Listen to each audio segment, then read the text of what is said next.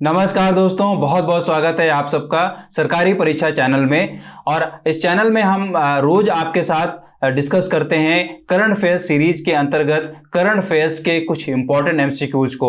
बहुत ही important questions होते हैं, रिलेवेंट क्वेश्चंस होते हैं आपके आने वाली प्रतियोगी परीक्षाओं के लिए, राइट। तो आज भी जो हम क्वेश्चंस डिस्कस करेंगे वो अपने आप में बहुत इंपॉर्टेंट हैं। साथ में इनसे संबंधित और भी जानकारी आपको जानने को मिलेगी, तो वीडियो को पूरा देखिएगा, लास्ट तक देखिएगा और जो भी इंपॉर्टेंट पॉइंट आपको लगे उसको आप नोट करिएगा। तो टाइम को बिना वेस्ट किए हुए शुरू करते हैं आज का वीडियो और देखते हैं फर्स्ट क्वेश्चन। तो फर्स्ट क्वेश्चन है, Which countries have signed terms of reference for Navy to Navy talks? नौसेना से नौसेना वार्ता के लिए किन देशों ने टर्म्स ऑफ रेफरेंस की शर्तों पर हस्ताक्षर किए हैं? तो यहाँ पे ऑप्शंस गिवन है, India Australia, India Pakistan, USA UK या इंडिया चाइना।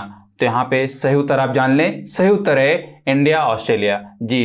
तो इंडिया और ऑस्ट्रेलिया की नेवीज ने यहाँ पे ये टर्म्स ऑफ रेफरेंस को साइन किया है। और मैं आपको बताऊं कि ये जो साइनिंग हुई है वो under the joint guidance for India and Australia navy to navy relationship के तहत हुई है, राइट। तो बहुत ही इंपॉर्टेंस है इस साइनिंग की, मतलब कि जो टर्म्स ऑफ रेफरेंस की बात की जा रही है, ये इस टर्म में भी क्वेश्चन पूछ सकता है और ये भी पूछा जा सकता है कि किस फ्रेमवर्क के तहत यहाँ पे ये साइनिंग हुई है, डिटेल में पूछ सकता है, खासतौर पर तब जब आप सिविल सर्विसेज की तैयारी कर रहे हो। तो जो टर्म है यहाँ पे, मतलब जो फ्रेमवर्क है वो नाम मैंने आपको बता ही दिया है, वो जो फ्रेमवर्क है that is joint guidance for the India and Australia navy to navy relationship, right. तो इस फ्रेमवर्क के तहत यहाँ पे ये साइनिंग हुई है इंडिया और ऑस्ट्रेलिया नेवीज के बीच में, राइट। और आप ये भी जान लें कि इंडियन नेवी ने ऐसा डॉक्यूमेंट पहली बार किसी कंट्री के साथ साइन किया है। तो बहुत ही इंपॉर्टेंस है इसका, इंटरनेशनल रिलेशन के टर्म में क्वेश्चन बन सकता है या फॉरेन एग्रीमेंट के टर्म में क्वेश्चन बन सकता है। डिटेल में इसको आप पढ़ लें, इसके इंपॉर्टेंट पॉइंट्स को नोट कर लें कि इस टर्म्स ऑफ रेफरेंस के क्या फीचर्स हैं, क्या कंडीशंस हैं और कितने टाइम के लिए होल्ड करता है, राइट। मतलब इसका इंप्लीमेंटेशन किस तरीके से होना है, दोनों नेवीज के बीच में किस तरीके का कोऑपरेशन होगा, किस तरीके का यहाँ पे असिस्टेंस मिलेगी एक दूसरे की, ये सारे पॉइंट्स हैं, कहीं से भी क्वेश्चन पूछा जा सकता है, राइट। नाउ देखते हैं next question. Which pharmaceutical company has rolled out India's first gender-neutral human papilloma virus (HPV) vaccine? किस फार्मास्यूटिकल कंपनी ने भारत का पहला gender neutral human papilloma virus HPV vaccine तैयार किया है? तो यहाँ पे ऑप्शंस गिवन है, Sun Pharma, Cadila pharmaceuticals, MSD pharmaceuticals, Cipla limited. तो ये सारे ऑप्शंस आपको मालूम होने चाहिए। जो सारे ऑप्शंस गिवन हैं ये इंडिया की जो फार्मास्यूटिकल मार्केट है या जो इंडस्ट्री है इसके वेल नोन नाम है, मतलब कि इन सब की अपनी खास प्रसिद्धि है किसी न किसी मेडिसिन को लेकर या मार्केट कैपिटलाइजेशन के टर्म में, राइट। तो यहाँ पे जो करेक्ट आंसर है दैट इज MSD फार्मास्यूटिकल्स जी। तो MSD फार्मास्यूटिकल्स ने यहाँ पे भारत के लिए पहला gender neutral human papilloma virus HPV vaccine तैयार किया है, राइट। तो आप ये जान लें इसका फुल फॉर्म जो है वो क्या है, ह्यूमन पैपिलोमा वायरस की बात की जा रही है, राइट, HPV। तो इसके थ्रू क्या होता है कि डिफरेंट डिजीजेज आती हैं महिलाओं में, बच्चों में और युवाओं में, और कई बार ये कैंसर का भी कारण बनता है। तो उसके लिए, मतलब उन सारी चीजों के लिए जो डिजीज आती हैं और जो कैंसर होता है उसके लिए वैक्सीन तैयार की गई है। तो बहुत ही इंपॉर्टेंस है इसका, आप ये नाम याद कर लें, यानी कि MSD फार्मास्यूटिकल्स, और यहाँ पे इस वैक्सीन का भी नाम आप याद कर लें, राइट। तो बहुत बड़ा यहाँ पे रोल आने वाला है। दूसरा यहाँ पे क्वेश्चन पूछा जा सकता है कि इस वैक्सीन का नाम क्या है, उसके टर्म में भी क्वेश्चन पूछा जा सकता है। तो मैं आपको बता दूं इस वैक्सीन का जो नाम है दैट इज गार्डासिल। क्या नाम है? Gardasil, right. और गार्डासिल 9 ये कंप्लीट नाम है, गार्डासिल 9 वैक्सीन का नाम है, जो कि ह्यूमन पैपिलोमा वायरस HPV से जनरेटेड डिजीजेज और कैंसर के लिए बेसिकली ये वैक्सीन है, राइट। किसने तैयार किया है? MSD pharmaceuticals. MSD की मतलब ये पेरेंट कंपनी कहाँ की है, इंडिया में कब आई, या इसका ग्लोबल कैपिटलाइजेशन किस तरीके से है, या ग्लोबल फार्मास्यूटिकल इंडस्ट्री में इसका क्या रोल है, ये सारा डिटेल में आप पढ़ सकते हैं, बिकॉज क्वेश्चन कहीं से भी पूछा जा सकता है। दूसरा इंपॉर्टेंट पॉइंट मैं आपको बताऊं कि यहां पे जो वैक्सीन है यानी कि गार्डासिल 9 है वो यूएस एफडीए यानी कि US food and drug administration के द्वारा अप्रूव की जा चुकी है इंडिया में इस वायरस के थ्रू जो उत्पन्न होती हैं डिजीजेज और कैंसर के इलाज के लिए, राइट। तो मतलब ये पहली वैक्सीन है जिसे यूएस एफडीए ने अप्रूव किया है ह्यूमन पैपिलोमा वायरस के थ्रू जो डिजीजेज आती हैं और कैंसर के इलाज के लिए ये वैक्सीन अप्रूव की गई है यूएस एफडीए के द्वारा, राइट। तो बहुत ही इंपॉर्टेंस है, इसको आप डिटेल में जरूर पढ़ सकते हैं। नाउ देखते हैं next question. IIFL wealth Hurun India rich list 2021 में किसने टॉप किया है? तो यहां पे ऑप्शंस गिवन है मुकेश अंबानी, गौतम अडानी, शिव नाडार या एसपी हिंदुजा। तो आप यहां पे सही उत्तर जान लें, सही उत्तर है मुकेश अंबानी जी। तो मुकेश अंबानी ने यहां पे ये लिस्ट में टॉप किया है और आपको ये मालूम होना चाहिए कि मुकेश अंबानी लगातार 10वीं बार भारत के रिचेस्ट पर्सन घोषित किए गए हैं। और अगर इनके संपत्ति की बात करें यानी कि मुकेश अंबानी और मुकेश अंबानी एंड फैमिली की जो संपत्ति यहां पे एस्टिमेट की गई है दैट इज 7,18,000 करोड़ यहां पे आकी गई है। तो इस संपत्ति के साथ मतलब कि मुकेश अंबानी एंड फैमिली की संपत्ति 7,18,000 करोड़ के साथ यहां पे मुकेश अंबानी टॉप पे हैं। और अगर यहां पे बाकी ऑप्शंस की बात करें गौतम अडानी, शिव नाडर और एसपी हिंदुजा की, तो ये लगातार मतलब कि यहां पे आप देख सकते हैं ये सेकंड पोजीशन पे इनको रखा गया है इस लिस्ट में, और इनको थर्ड पोजीशन में रखा गया है और इनको फोर्थ पोजीशन में रखा गया है, राइट।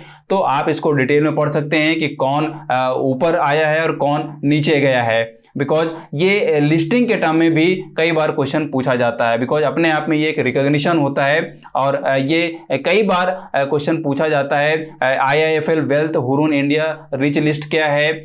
और भी जो लिस्ट आती हैं मतलब कि जो फोर्ब्स की लिस्ट आती है या और भी जो लिस्ट निकाली जाती हैं वर्ल्ड वाइड या नेशन वाइड, उन सबको आप जरूर पढ़ें, उनमें किसको क्या रैंक मिलती है और किसको क्या रिकॉग्निशन दिया जाता है, कितनी संपत्ति घोषित की जाती है, ये सारे के सारे फैक्टर्स अपने आप में क्वेश्चन बन सकते हैं, राइट।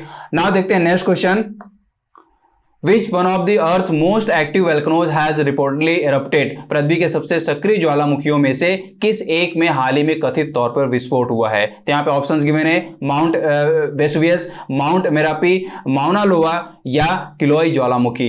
तो आप यहाँ पे सही उत्तर जान लें, सही जो उत्तर है that is Kiloi volcano, right. तो ये अभी हाल ही में इरप्ट हुआ है, मतलब इसमें इरप्शन देखा गया है और ये जो इरप्शन है वो हवाई वोल्केनोज नेशनल पार्क में देखा गया है। मतलब कि किलोई ज्वालामुखी की जो मतलब जहां पे ये ओरिजिनेटेड है उसको बोला जाता है हवाई वोल्केनोज नेशनल पार्क। तो वहां पे ये उद्गार देखा गया है, मतलब वहां पे ये इरप्शन देखा गया है और अपने आप में ये बहुत ही सक्रिय ज्वालामुखी है, तो लगातार इसमें सक्रियता देखी जाती है। तो अभी हाल ही में यहाँ पे सक्रियता देखी गई है और काफी जबरदस्त विस्फोट हुआ है, लेकिन इसमें किसी जान माल नुकसान को रिपोर्ट नहीं किया गया है, राइट।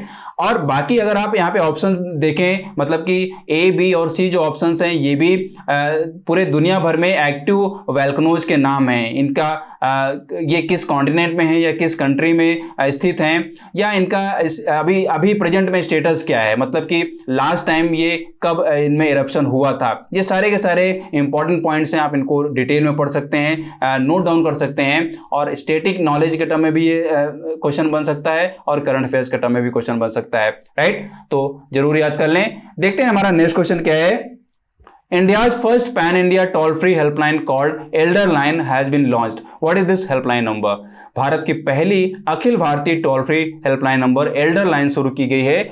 यह हेल्पलाइन नंबर क्या है? तो यहाँ पे ऑप्शंस गिवन है ए, बी, सी, डी। आप देखें 14,562 या 14567 या 14562। तो आप सही उत्तर जान लें, सही उत्तर है 14567 जी। तो ये अपने आप में बहुत ही इंपॉर्टेंट हेल्पलाइन है, एल्डर लाइन यहाँ पे इसका नाम है। ये नाम आपको याद हो जाना चाहिए। और बेसिकली ये जो लाइन रखी गई है वो सीनियर सिटीजन के लिए रखा गया है। एक इंपॉर्टेंट पार्ट यहाँ पे आप ये भी जान लें पहले कि एल्डर लाइन जो है वो किस मिनिस्ट्री के द्वारा लॉन्च की गई है। तो ये जो मिनिस्ट्री है that is ministry of social justice and empowerment, मतलब कि ministry of social justice and empowerment के द्वारा इस लाइन को शुरू किया गया है सीनियर सिटीजन्स की हेल्प करने के लिए, राइट। मतलब कि इसका जो मेन उद्देश्य ये है कि सूचना, मार्गदर्शन और भावनात्मक समर्थन देना है सीनियर सिटीजन्स के साथ। मतलब कि उनके साथ कोई भी अगर इश्यू हो रहा है तो उस इश्यू को वो इश्यू चाहे जिसके भी टर्म में हो, कोई भी गाइडेंस के टर्म में हो या इमोशनल के टर्म में हो या उनके साथ मिसबिहेविंग के टर्म में हो, जो भी उनके साथ इश्यू होता है उस इश्यू को इंस्टेंटली इस हेल्पलाइन के थ्रू शेयर किया जा सके या मदद ली जा सके, राइट। तो बेसिकली तत्काल सहायता देने के लिए, सीनियर सिटीजन्स को तत्काल सहायता देने के लिए ये हेल्पलाइन रखी गई है और इस हेल्पलाइन का जो नंबर है दैट इज 14567। बहुत ही इंपॉर्टेंट पहल है सीनियर सिटीजन्स को हेल्प देने के लिए या उनकी जो दिन प्रतिदिन की जो छोटी छोटी समस्याएं होती हैं वो छोटी छोटी समस्याएं तो नहीं जाएंगी, लेकिन उनके साथ जो मिसबिहेविंग हो जाती है या कहीं ना कहीं उनके साथ बुरा बर्ताव किया जाता है उसमें जरूर एक तरीके से रोकथाम की जा सकती है और उनको तत्काल समाधान दिया जा सकता है। तो अपने आप में बहुत इंपॉर्टेंट है, इसके भी इंपॉर्टेंट पॉइंट्स को आप नोट कर लें। यही थे हमारे आज के इंपॉर्टेंट क्वेश्चंस जो जरूर आपके आने वाले कॉम्पिटिटिव एग्जाम्स के लिए हेल्पफुल होंगे। वीडियो को लाइक करें, शेयर करें और अगर आप चैनल में नए हैं तो इसको आप सब्सक्राइब कर लें, साथ में बेल आइकन को प्रेस कर लें ताकि इंपॉर्टेंट अपडेट्स आपसे मिस ना हो। अगर आप फेसबुक और इंस्टाग्राम पे हैं तो वहां पे भी आप हमको फॉलो करें ताकि इंपॉर्टेंट अपडेट्स वहां पे भी आपसे मिस ना हो। अगर आप ज्यादा से ज्यादा करंट अफेयर्स पढ़ना चाह रहे हैं तो आप हमारी साइट पे जाइए, वहां पे आपको जो न्यूज दी जाती है वो फिल्टर्ड फॉर्म में दी जाती है और न्यूज डिफरेंट कैटेगरीज में दी जाती है, चाहे वो स्पोर्ट की न्यूज हो, चाहे वो इकोनॉमिक्स की हो, चाहे वो नेशनल पॉलिटिक्स की हो या इंटरनेशनल पॉलिटिक्स की हो, इकोनॉमिक कॉमर्स का हो या अवार्ड्स एंड रिकॉग्निशन के टर्म में हो। तो आपको मालूम ही है कि इन टॉपिक से बहुत सारे सवाल पूछे जाते रहते हैं, तो आपको न्यूज़पेपर में ज्यादा टाइम वेस्ट करने की जरूरत नहीं पड़ेगी। आप साइट पे जाएंगे, वहां पे आपको ये सारी की सारी जो इंपॉर्टेंट न्यूज है वो फिल्टर्ड फॉर्म में मिल जाएगी और आप उनके इंपॉर्टेंट पॉइंट्स को जान पाएंगे, समझ पाएंगे और उनको नोट कर पाएंगे, राइट। तो पढ़ते रहिए, मस्त रहिए। मिलता हूं आपसे नेक्स्ट वीडियो में। Have a nice day and thank you.